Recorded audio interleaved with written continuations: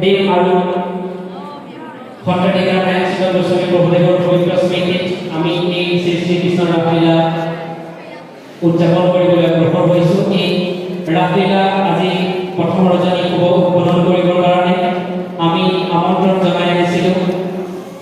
আমাৰ শ্ৰী নতুন কমলাবাৰী সত্ৰৰ লগত এক ঐতিহাসিক সম্বন্ধৰে সম্পৃক্ত হৈ থকা অসমৰ এগৰাকী চিৰমহস্য ৰাজনীতিবিদ, হয়তো অসমৰ ইতিহাসত সোণালী আখৰে জিলিকি থকা প্ৰয়াত হিতেশ্বৰ অসমৰ মুখ্যমন্ত্ৰী প্ৰয়াত হিতেশ্বৰ শইকীয়াদেৱৰ সুযোগ্য সন্তান তথা অসম বিধানসভাৰ বিৰোধী দলপতি নাজিৰা সমষ্টিৰ বৰ্তমানৰ বিধায়ক শ্ৰীযুত দেৱব্ৰত শইকীয়া ডাঙৰীয়া তেখেত আমাৰ মাজত আহি উপস্থিত হৈছিল। মই তেখেত আমাৰ মঞ্চতেই উপবিষ্ট হৈ আছে। মই তেখেতৰ লগতে আমাৰ যিহেতু উদ্বোধনৰ প্ৰাক মুহূৰ্তত মই মঞ্চলৈ আমন্ত্ৰণ জনাব বিচাৰিছোঁ। আমাৰ কেইবাগৰাকী সন্মানীয় অতিথি আছে। মই আমন্ত্ৰণ জনাইছোঁ ধেমাজি শ্ৰীযুত কৈলেন কোনোৱা ডাঙৰীয়া, তেখেতক মঞ্চলৈ আদৰি আনিবলৈ মই কৰ্মকৰ্তাক আমাৰ শংকৰী কলা কৃষি বিকাশ সমিতিৰ বিষয়সকলক অনুৰোধ জনালোঁ। মই মঞ্চলৈ আমন্ত্ৰণ জনাইছোঁ মেঘনাথ চেত্ৰী ডাঙৰীয়া, মঞ্চলৈ আমন্ত্ৰণ জনাইছোঁ অমল পূজাৰী ডাঙৰীয়া, মঞ্চলৈ আমন্ত্ৰণ জনাইছোঁ গজেন শৰ্মা ডাঙৰীয়া। তেখেতসকলক মঞ্চলৈ আদৰি আনিবলৈ মই শংকৰী কলা কৃষি বিষয়সকলক আহ্বান জনাইছোঁ।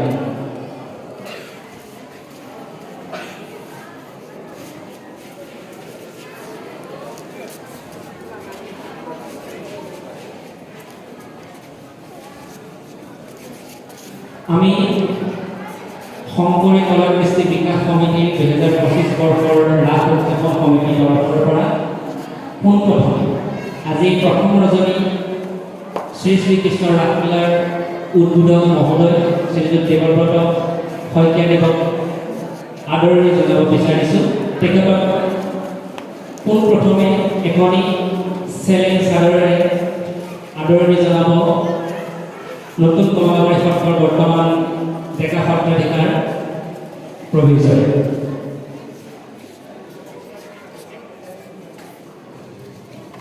এয়া দেৱব্ৰত শইকীয়াদেৱক সম্ভাষণ জনাইছে ডেকা সত্ৰাধিকাৰ প্ৰভিজয়ে। তেখেতলৈ এটি স্মৃতিস্বৰূপে আমি এখনি সম্বৰ্ধনা পত্ৰ যুগুত কৰি উলিয়াইছে, এখন মই পাঠ কৰিবলৈ আগবাঢ়িছোঁ। জয়গুৰু শংকৰ শংকৰী কলা কৃষ্টি বিকাশ সমিতি শ্ৰী শ্ৰী নতুন কমলাবাৰী সত্ৰ মাজুলী, স্থাপিত 1974 চন। অসম বিধানসভাৰ বিৰোধী দলপতি শ্ৰীযুত দেৱব্ৰত শইকীয়াদেৱৰে সশ্ৰদ্ধ সম্বৰ্ধনা। শংকৰী কলা কৃষ্টি বিকাশ সমিতি শ্ৰী শ্ৰী নতুন কমলাবাৰী সত্ৰৰ উদ্যোগত বৈকুণ্ঠকালী সত্ৰাধিকাৰ ডক্টৰ নাৰায়ণ চন্দ্ৰ গোস্বামীদেৱ আৰু জাতীয় শিল্পী অসমীয়াৰ হৃদস্পন্দন সত্য প্ৰয়াত জুবিন গাৰ্গদেৱৰ পবিত্ৰ সোঁৱৰণত আয়োজিত শ্ৰী শ্ৰীকৃষ্ণৰ ৰাসলীলা 2025 বৰ্ষৰ প্ৰথম ৰজনীত উদ্বোধন হিচাপে আপোনাক আমাৰ মাজত পাই আমি নথৈ আনন্দিত হৈছোঁ। সমাজ তথা ৰাইজৰ কামত ব্ৰতী হৈ থাকিও আমাক আপোনাৰ বহুমূলীয়া সময় দি আমাৰ আতিথ্য স্বীকাৰ কৰাৰ বাবে আপোনাক শংকৰী কলা কৃষ্টি বিকাশ সমিতিৰ তৰফৰ পৰা যাচিছোঁ আকাশ সম ধন্যবাদ আৰু কৃতজ্ঞতা। হে সমাজ হিতৈষী, অসমৰ সমাজ জীৱনৰ প্ৰতি আপুনি তথা আপোনাৰ পৰিয়ালে আগবঢ়োৱা অৱদান সৰ্বজন বিদিত। আপোনাৰ কৰ্মনিষ্ঠা আৰু একাগ্ৰতাৰ সহায়েৰে আপোনালৈ এই সশ্ৰদ্ধ সম্বৰ্ধনা জ্ঞাপন কৰি আপোনাৰ দীৰ্ঘ জীৱন কামনা কৰিলোঁ। ইতি ডেকা সত্ৰাধিকাৰ সত্যজিৎ মহন্ত, শ্ৰী শ্ৰী নতুন কমলাবাৰী সত্ৰ প্ৰফুল্ল বৰুৱা সভাপতি, কেশৱ শইকীয়া সম্পাদক, শ্ৰী শ্ৰীকৃষ্ণৰ ৰাস উদযাপন সমিতি 2025, তাৰিখ 4 নৱেম্বৰ 2025, 17/1947 চন। এই সম্বৰ্ধনা পত্ৰখনি সত্ৰাধিকাৰ প্ৰভিজক প্ৰদান কৰিবলৈ আহ্বান জনালোঁ।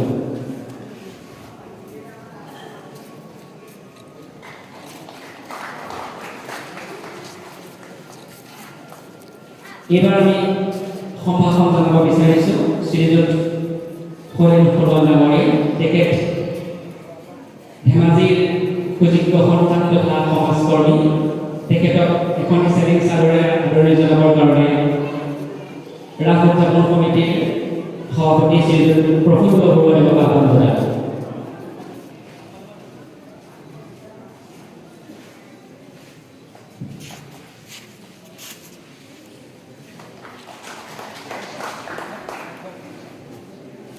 এইবাৰ আমি সম্ভাষণ কৰিব বিচাৰিছোঁ এগৰাকী যুৱ সমাজ সেৱক শ্ৰীযুত মেঘনাথ চেত্ৰী ডাঙৰীয়া তেখেতক এখন চেলেঞ্জ চাদৰেৰে সম্ভাষণ জনাবলৈ শংকৰী কলা কৃষি বিকাশ সমিতিৰ হেমন্ত ফুকনক মই আহ্বান জনালোঁ।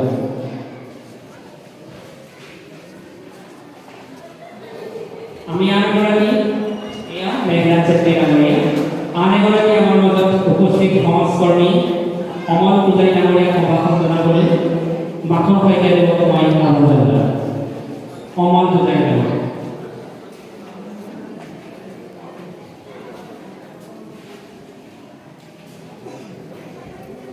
মই মঞ্চলৈ আমন্ত্ৰণ জনাইছোঁ ৰাধানাথ শইকীয়া দেৱক। আমাৰ মাজত উপস্থিত থকা বিশিষ্ট ব্যক্তি সমাজকৰ্মী গজেন শৰ্মা দেৱক এখনি চেলেঞ্জ চাদৰেৰে সম্ভাষণ জনাবলৈ হেমন্ত ফুকনক অনুৰোধ জনালোঁ।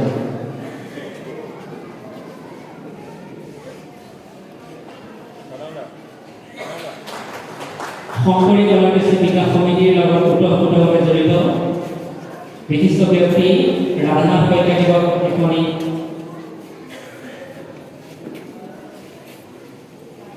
চেলেঞ্জেৰে সম্ভাষণ জনাব প্ৰফুল্ল বৰুৱাদেৱ।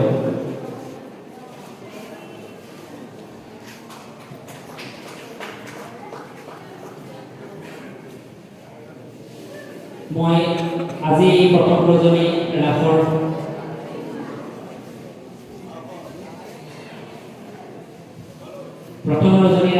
শ্ৰী শ্ৰীকৃষ্ণৰ ৰাসলীলাৰ শুভ উদ্বোধন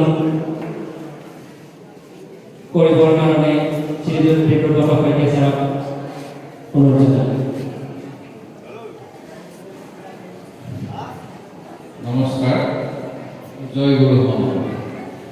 আজিৰ এই শ্ৰী শ্ৰী নতুন কমলাবাৰী সত্ৰৰ ৰাজহুৱা প্ৰেক্ষাগৃহত শংকৰী কলা কৃষি বিকাশ সমিতিৰ সৌজন্যত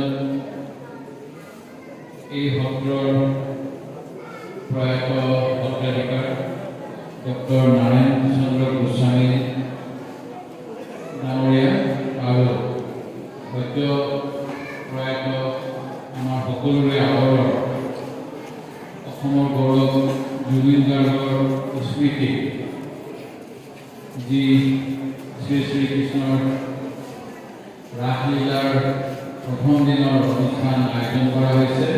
এই অনুষ্ঠানত উপস্থিত এই সত্ৰৰ ডেকা সত্ৰাধিকাৰ ডাঙৰীয়া, বিশিষ্ট কৃতি শিক্ষক বৰুৱা ডাঙৰীয়া,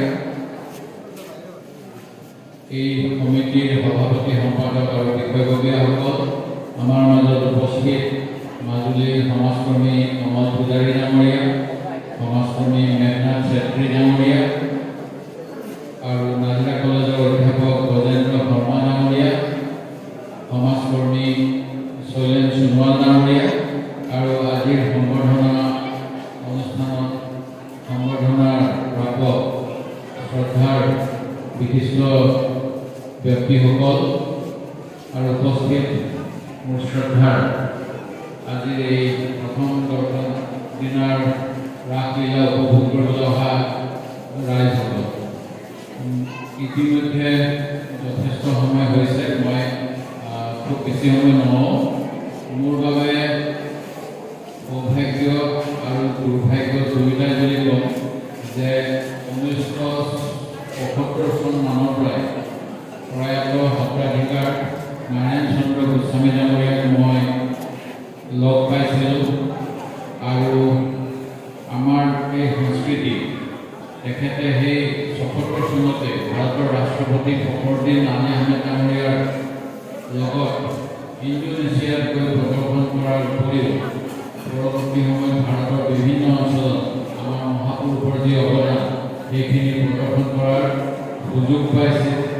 ইয়াত যেনেকৈ তেখেতসকলে এই কাৰ্তিক পূৰ্ণিমাৰ সময়ত শ্ৰী শ্ৰীকৃষ্ণৰ ৰাসলীলাক প্ৰদৰ্শন কৰে, তেখেতৰ জীৱিত কালত মই আহিব পৰা নাছিলোঁ। সেই গতিকে ই নিশ্চয় মোৰ বাবে বৰ ভাল এটা অনুভৱ নহয়। দ্বিতীয়তে আজি কেইদিনমান পূৰ্বে আমাৰ সকলোৰে আদৰৰ যিজনে আমাৰ অসমীয়া জাতিটোক সাহস দিছিল, যিজন অতি স্পষ্টবাদী আছিল আৰু যিজনে অসমৰ অহিত চিন্তা কৰা যিকোনো শক্তিকে প্ৰত্যাহ্বান জনাবলৈ ভয় কৰা নাছিল, তেনে এজন নিৰ্ভীক অসমীয়া শিল্পীক আমি অকালতে হেৰুৱালোঁ।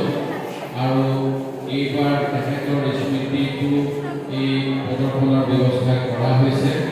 মই আমাৰ এই কৃষ্টি বিকাশ সমিতিক দুইজনৰ স্মৃতিত এই অনুষ্ঠান আয়োজন কৰাৰ কাৰণে আন্তৰিক কৃতজ্ঞতা আৰু ধন্যবাদ জনাইছোঁ।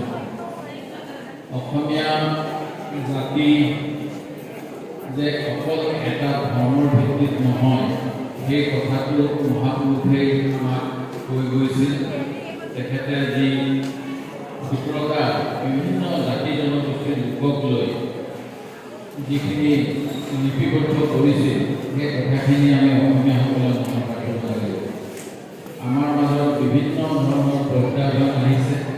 এই প্ৰত্যাহ্বানৰ সময়ত আমি বৰ অসমৰ বৰপতা চাউলুং চুকাফাক যেনেকৈ স্মৰণ কৰোঁ, ঠিক তেনেকৈ এই মাজুলীতে দুজনকৈ মহাপুৰুষৰ যেতিয়া মহামিলন হৈছিল আৰু তাৰ পৰৱৰ্তী সময়ত যেনেকৈ তেখেতসকলে গোটেই অসমতে মহাপুৰুষীয়া ধৰ্ম, একৰণ ভাগৱতী ধৰ্ম আৰু অসমীয়া মানুহৰ এক বৈশিষ্ট্যমূলক পৰিচয় দিব পৰাকৈ আচুতীয়া এক পৰিচয় অসমীয়াৰ বাবে সংস্কৃতিৰ যোগেদি দিবলৈ যিখিনি সৃষ্টি কৰিলে, তেওঁলোকে অংকীয়া ভাওনাই হওক বা সত্ৰীয়া নৃত্য গীতেই হওক বা অন্যান্য যিখিনি, আৰু আটাইতকৈ ডাঙৰ কথা আমাক ভাৰতৰ ক'তো নোহোৱা নামঘৰ ব্যৱস্থা যিখিনি কৰি থৈ গৈছিল, সত্ৰ যেনেকৈ বিভিন্ন সাংস্কৃতিক চৰ্চাৰ বাবে সেই সময়তে প্ৰতিষ্ঠা কৰি গ'ল, সেই গোটেইবিলাকেই